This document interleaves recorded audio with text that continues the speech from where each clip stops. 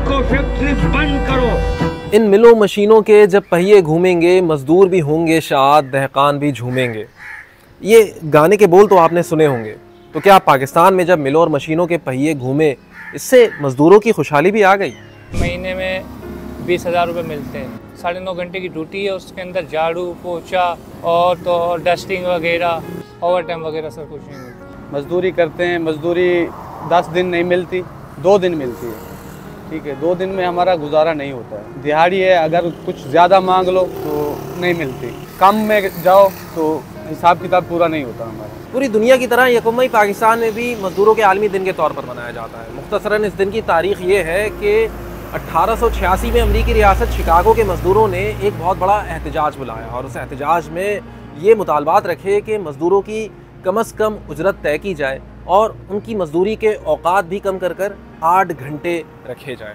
इस एहतजाज में चूँकि एक मजदूरों की बड़ी तादाद ने शिरकत की तो इसमें मज़ाहमत भी हुई, तखरीबकारी भी हुई और पुलिस से मुकाबला भी हुआ, जिसके नतीजे में दर्जन के करीब लोग मारे गए।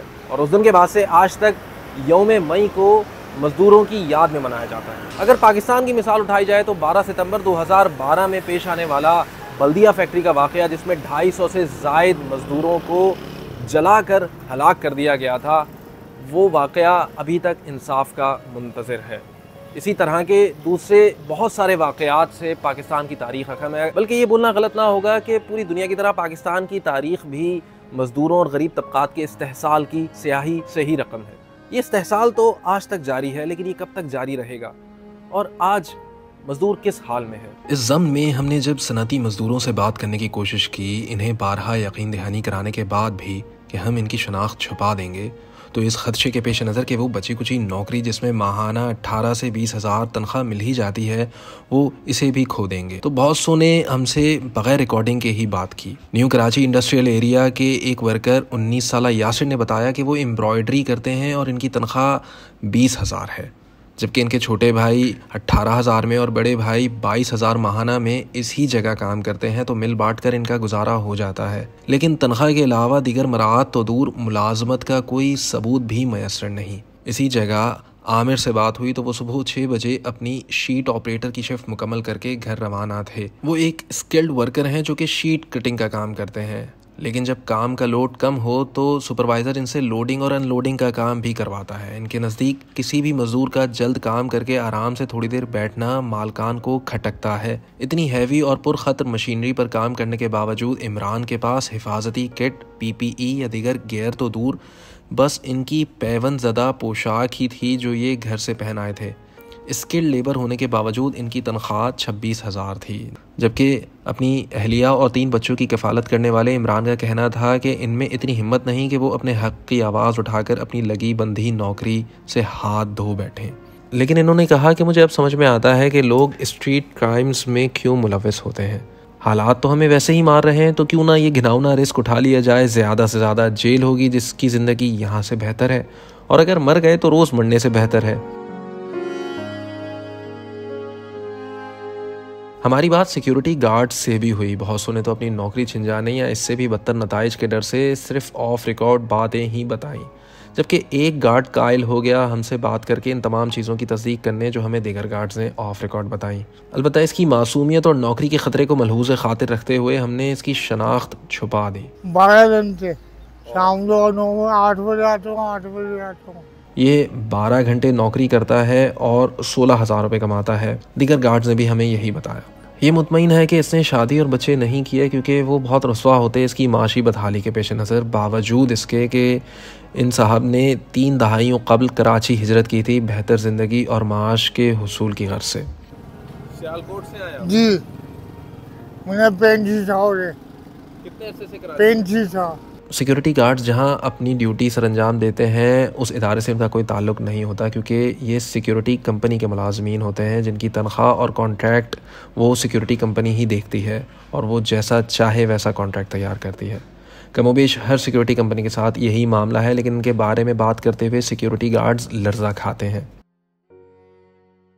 बिलाखिर इसरार और बिलावल से बात हुई, जो साइट एरिया में दवाई बनाने वाली कंपनियों से ताल्लुक़ रखते थे और जिन्हें इनकी नौकरियों से हाथ धोना पड़ गया इसलिए क्योंकि इन्होंने अपने कानून से महफूज जायज़ हकूक़ का तकाजा किया। ये दोनों 26 और 27 साला मज़दूर हैं जिनकी शादी नहीं हुई। इनका कहना है कि सनतों में इतना डरो खौफ का आलम है कि लोग बात करने से डरते नहीं, दहशत ज़दा हो जाते हैं, क्योंकि सबसे छोटी सज़ा यहाँ यह है कि नौकरी से बरतरफ कर दिया जाएगा। और इस मईशत में नौकरी चले जाने के गुमान का गुजरना भी आपको जहनी तौर पर मफलूज कर देता है। तो बजाय इसके कि आप किसी हक़ का तकाजा करें, आपको जो मिल रहा है आप इसी पर इक्तफ़ा करते हैं। हमने ये तमाम बातें सुनी और इनको मज़ीद समझने के लिए बात की बख्त ज़ामिन ख़ान से, जो साइट लेबर फोरम के जनरल सेक्रेटरी हैं, और गुल रहमान से भी, जो ट्रेड यूनियन फेडरेशन के अहदेदार हैं। मिनोवेज में तो सूरत हाल ये है कि तकरीबन जो है ना, यानी 60% जो है ना, जो इदारे हैं वो मिनोवेज नहीं देते। जो कानून है उसके ऊपर अमल नहीं होता, बल्कि जो फार्मास्यूटिकल कंपनियां हैं जहां पर एजुकेटेड लोगों को भर्ती किया जाता है, उनको भी जो है ना मिनिमम के मुताबिक जो है ना, यानी वो मराहत नहीं मिलते। मुख्तलिफ कंपनियों में वो नाम बताना चाहूँगा तो एक लिस्ट है, वो उन लोगों ने अपनी वर्किंग हावर बढ़ा दिए। यानी पहले जो है ना वो जब से वो 25,000 का ऐलान हुआ, उन लोगों ने क्या किया कि अपना जो है ना वर्किंग हावर बढ़ा के जो है ना वो 22,000 23,000, अभी भी वो 22-23,000 दे रहे, मिनिमम पे अमल नहीं हो रहे। टेक्सटाइल में और गारमेंट में तो ये सूरत हाल है कि वहाँ पर तो 12 घंटे के जो है ना वो 25,000 पूरे नहीं देते।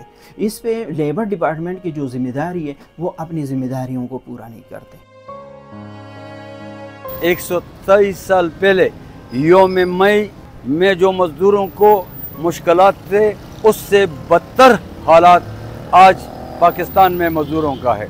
मजदूरों का कोई EOBI card, social security card, appointment letter, कोई फैसिलिटीज़ नहीं है।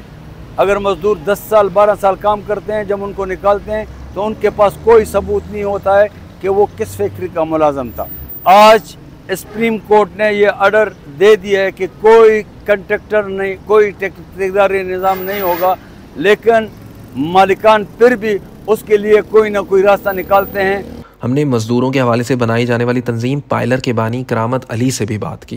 जो लोग एक कारखाने में काम कर रहे हैं या एक इदारे में काम कर रहे हैं, उनका हक है कि वो इकट्ठे मिलके अपने मुश्तरका मुतालबात उठाएं। तो उससे यूनियन का तस्वुर है कि यूनियन बननी चाहिए, और जब यूनियन होती है तो जो कानून बने हुए हैं वर्कर उसको इम्प्लीमेंट करवा सकते हैं, और जिन इश्यूज़ पर कवानीन नहीं बने हुए हैं उन पर कवानीन बनाने के लिए एजिटेट कर सकते हैं। करामत साहब ने हमें मज़दूरों की अंजुमन साजी मतलब यूनियन बनाने के हक़ और इसकी ज़रूरत के हवाले से बताया कि किस तरह 1926 में ख़ुद बानी पाकिस्तान कायदे आज़म मोहम्मद अली जिन्ना ने इस हक़ और इसके हवाले से कानून साजी में बरतानवी साम्राज्य की हुकूमत में जद्दोजहद की और इसे पास करवाया।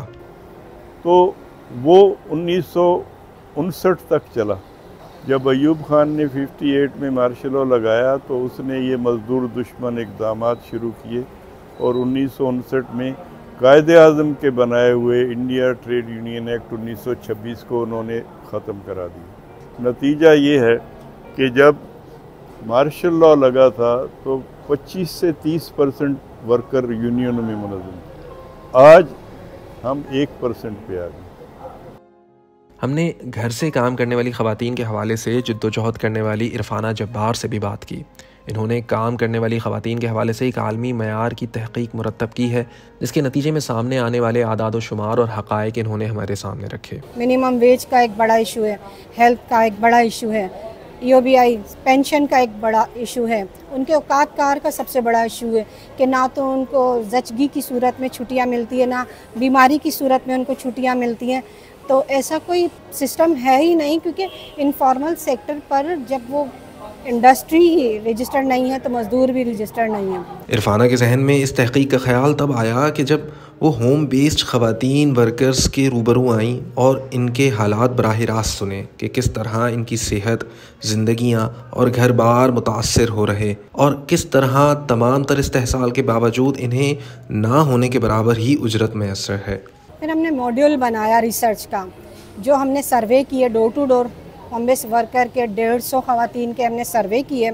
हमने FGDs की जिसके अंदर कम से कम 10 ख़वातीन हों और उनसे एड्रेस कराया कि उनको कहाँ कहाँ पेन होता है काम के दौरान। तो जो सबसे हसास तकलीफ़ थी वो थी इस्तेमा कि आँख के बिल्कुल करीब बैठकर चूड़ी का वर्क होता है, तो इससे उनको टीबी, ज़्यादा से ज़्यादा टीबी, हेपेटाइटिस C और B, और ख़वातीन के अंदर आँखों की बीनाई का एक बहुत बड़ा इशू था। फिर उनको जॉइंट पेन था, जैसे कमर दर्द, घुटनों का दर्द, ये उनको बहुत ज़्यादा था। वो सारी ख़वातीन हमारी इन्हीं 3 सालों के अंदर दुनिया से भी जा चुकी हैं। एक ऐसी भी हिस्ट्री थी हमारी होम बेस वर्कर में कि जो काम करते करते बिल्कुल नाबीना हो गई। इस दौरान हमारी रिसर्च 2 सालों में कंप्लीट हुई और फिर हम इसी असना में 2018 में होम बेस पॉलिसी ऑन हुई। अभी तक उस पर कोई अमल दरामद नहीं हुआ। हमने कानूनी माहिर रिदा ताहिर से भी बात की, जिन्होंने अपने मखसूस सब्जेक्ट मतलब चाइल्ड लेबर के हवाले से हमें समझाया। अक्सर हमने ये भी देखा है कि मार्जिनलाइज्ड कम्युनिटी से बहुत सारे बच्चे काम कर रहे होते हैं। सड़कों के ऊपर अफ़गान रेफ्यूजी बच्चे बहुत ज़्यादा काम करते हुए नज़र आते हैं। इनमें से कुछ अफ़गान रेफ्यूजी बच्चे बेचारे ऐसे होते हैं जो लीगल तरीके से, जिन्होंने बॉर्डर क्रॉसिंग नहीं की, और अब हम देखते हैं कि उनके ऊपर तशद्दुद भी हो रहा होता है, सेक्शुअल वायलेंस भी हो रहा होता है, क्योंकि वो सड़कों पर रहते हैं। वो अपने हकूक़ के लिए आवाज़ नहीं उठा पाते, क्योंकि जैसे ही वो अपने हकूक़ के लिए आवाज़ उठाएंगे उन्हें पता है कि ये बात अनकवर हो जाएगी कि वो इस मुल्क में एक इल्लीगल तरीके से आए हैं, एंट्री हुई है, और उनके पास ऊपर ये खदशा है कि उन्हें उनके मुल्क वापस भेज दिया जाएगा। इंटरनेशनल लेबर ऑर्गेनाइजेशन की स्टडी के मुताबिक हर 4 घरों में एक बच्चा घरेलू बच्चा मजदूरी करता है। सिंध के अंदर भी इन बच्चों को कोई प्रोटेक्शन नहीं दी गई। जो सिंध में 2017 में एक्ट आया था वो अभी तक इस चीज़ को अनलॉफुल नहीं करता। अगर हम स्लेवरी की बात करें, क्योंकि घरेलू बच्चा मजदूरी एक किस्म का बॉन्डेड लेबर है, बॉन्डेड स्लेवरी है, क्योंकि बंगलों पे माँ बाप अपने बच्चों को साल भर के लिए छोड़ के चले जाते हैं और उनसे पेशगी ले लेते हैं, जिसका मतलब होता है कि एडवांस पेमेंट। उसके बाद बच्चे घरों के अंदर कोई भी डिफाइंड वर्किंग आवर्स में काम नहीं करते। वो तवों से भी काम करते हैं, छुरी से भी काम करते हैं, हार्मफुल सब्सटेंसेस जैसे एसिड से भी काम करते हैं, और फिर वो बच्चों को, दूसरे छोटे बच्चों को भी संभालते हैं। बैरिस्टर रिदा ताहिर का समझाना है कि चाइल्ड डोमेस्टिक लेबर के हवाले से बनाए गए सिंध के कानून में एक रखना है, बगैर इसके हल्के बच्चों के साथ होने वाले जहनी, जिस्मानी और जिनसी तशद्दुद के केसेस को मंजर आम पर लाया जाना नामुमकिन है। इसी सिस्टम के तहत प्लेजिंग ऑफ लेबर एक्ट आया था, उसकी अभी 2022 में अमेंडमेंट भी आई है। सेक्शन 4 के अंदर ये कहा गया है कि अगर कोई भी माँ बाप या बच्चे के गार्डियन एक बच्चे को इस सिस्टम के अंदर कर दें तो फिर उनके ऊपर भी पेनल्टीज़ लागू हो सकती हैं। अब इस चीज़ों के लिए बॉन्डेड लेबर की काफ़ी ज़्यादा रूट कॉजेज़ हैं। इनमें से एक रूट कॉज ये भी है कि पॉवर्टी ज़्यादा है, लार्ज फैमिली साइज़ है। अब जब उनके बच्चों के साथ कोई भी जुल्म होता है, जैसे कि अगर जिस तरह कराची के गुलशन में एक वाक़या हुआ, 3 भाइयों को एक बॉन्डेड लेबर सिस्टम के तहत घर से कराची में रखा गया था। उसकी जो एम्प्लॉयर थी उन्होंने उस बच्चे को इतना ज़्यादा मारा कि उसकी डेथ ही हो गई। अब अगर ऐसे सिचुएशन के अंदर हम वो 2022 की अमेंडमेंट लगाते हैं तो कोई भी माँ बाप जिसके ऊपर ख़ुद पेनल्टी लग सकती है वो पुलिस या थाने में जाके कंप्लेन नहीं कर सकता, क्योंकि वो ख़ुद उसके अंदर क्रिमिनलाइज और क्रिमिनल प्रोविजंस को फेस करेगा। आगा खान यूनिवर्सिटी से मुंसलिक परवेज़ रहमान साहब ने अपने अखबारी कॉलम में सिर्फ निशानदही की कि किस तरह सनतकार को फ़ायदा होता है कानूनी पेचीदगियों का, यानी सूबाई और वफाकी सतह पर बनने वाले मुख्तलिफ़ क़वानीन और इनके मुख्तलिफ़ दायराकार से पैदा होने वाले खला का फ़ायदा उठाते हुए बहुत से सनतकार मज़दूरों के हुकूक़ की अदायगी में गफलत बरतते हैं और कानून की पहुँच से भी बच जाते हैं। मिसाल के तौर पर अगर किसी सूबे में बेहतर कानून है तो वो इस कंपनी पर लागू नहीं होगा जो 1 से ज़ायद सूबों में फ़ाल है, तो इन कंपनीज़ पर वफाकी क़वानीन लागू होते हैं जिनमें दहाइयों से कोई तरमीम या बेहतरीन नहीं आई।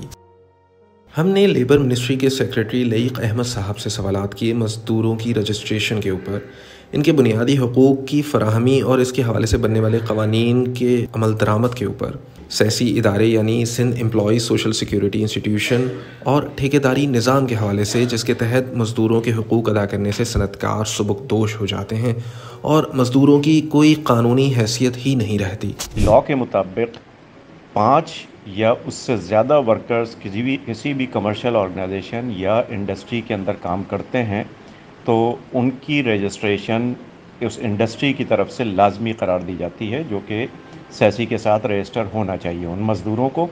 उसमें अनस्किल्ड, स्किल्ड, सेमी स्किल्ड और हाईली स्किल्ड अफराद शामिल होते हैं।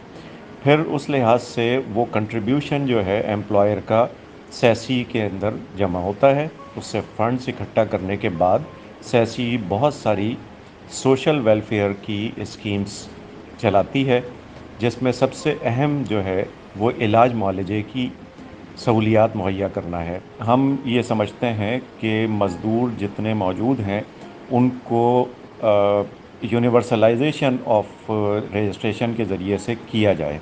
ज़ाहिर है कि इंडस्ट्रियलिस्ट जो है वो रिलक्टेंट होते हैं कि मज़दूरों को रजिस्टर किया जाए। दूसरी वजह यह है कि मज़दूरों को डायरेक्टली हायर करने के बाद बजाय जो है इंडस्ट्रियलिस्ट और कमर्शियल ऑर्गेनाइजेशंस थ्रू कॉन्ट्रैक्टर यानी थर्ड पार्टी हायर कर रहे होते हैं, जिसकी वजह से वो ये समझते हैं, इंडस्ट्री ये समझती है कि दे आर नॉट रिस्पॉन्सिबल कि उनको रजिस्टर वो ख़ुद करवाएं। तो ये एक कॉम्प्लिकेशन है जिसको सॉल्व करने की कोशिश की जाएगी। अब ये एक ऐसी एनॉमली है जो कि ग्राउंड के ऊपर मौजूद है और हकीकत की सूरत में मौजूद है। हमने इनके सामने ये सवालात भी रखे कि मज़दूरों के मज़ीद इंदराज में क्यों इतनी सुस्ती और गफलत बरती जा रही है, और जिन मज़दूरों का इंदराज हुआ है उनके पास कार्ड्स या सहूलियात क्यों नहीं हैं अभी तक। हमने इनसे ये भी पूछा कि EOBI में जो डेटा मौजूद है वो सैसी में क्यों नहीं ट्रांसफ़र हो सकता, जिस पर उन्होंने डेटा की छान फटक और फंड्स की किल्लत की तौजीह पेश की। इन तमाम बातों का एक ही निचोड़ निकलता है, गरीब का झूमना या शाद और आबाद रहना तो दरकिनार, उसका सुख से सांस लेना भी आज अजीरन है, क्योंकि नींद आएगी भला कैसे उसे शाम के बाद, रोटियां भी ना मैसर हों जिसे काम के बाद।